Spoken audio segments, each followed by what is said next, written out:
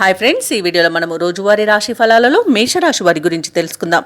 అంతకన్నా ముందు చిన్న రిక్వెస్ట్ ఫ్రెండ్స్, ఈ వీడియో మొదటగా చూస్తున్నట్లయితే లైక్ చేయండి, షేర్ చేయండి, అలాగే సబ్స్క్రైబ్ చేయడం అసలు మర్చిపోవద్దు. మీ యొక్క సపోర్ట్ నాకు ఎంతో అవసరం. ఇక వృత్తి ఉద్యోగాలలో ఎవరైతే ఉన్నారో వారు మరింత పురోగతిని సాధించగలుగుతారు.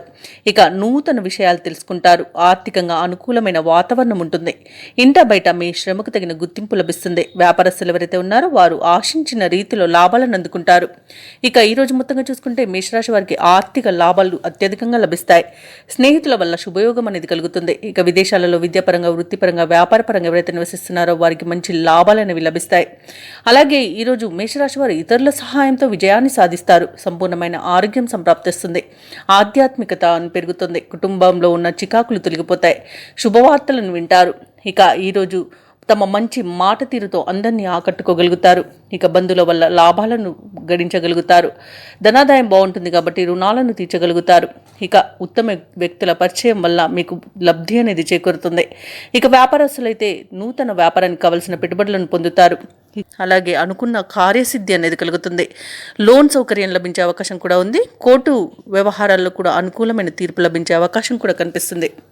ఇక ఈరోజు మేషరాశి వారికి ముఖ్యమైన కార్యక్రమాలన్నీ కూడా అప్రయత్నంగా పూర్తి కాగలవు.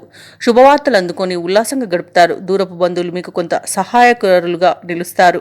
మిత్రుల నుండి విలువైన సమాచారం అందుతుంది. సమాజంలో పలుకుబడి పెరుగుతుంది. అలాగే నిరుద్యోగులు కొత్త ఉద్యోగ అన్వేషణ ఏదైతే చేస్తున్నారో అది ఫలిస్తుంది. ఇక రాబడికి పడ్డ కష్టాలు తొలగిపోతాయి. వ్యాపార వాణిజ్యవేత్తలు ఎవరైతే ఉన్నారో వారికి విశేషమైన లాభాలనేవి లభిస్తాయి. ఈరోజు ప్రభుత్వ ఉద్యోగస్తులకు కొన్ని బకాయిలు అందుతాయి. అలాగే రాజకీయవేత్తలకు, క్రీడాకారులకు అన్ని విధాలుగా అనుకూలత అనేది ఏర్పడుతుంది. విద్యార్థులు తమ తెలివితేటలను ప్రదర్శిస్తారు. ముఖ్యంగా మహిళలకు చికాకులు తొలగిపోతాయి.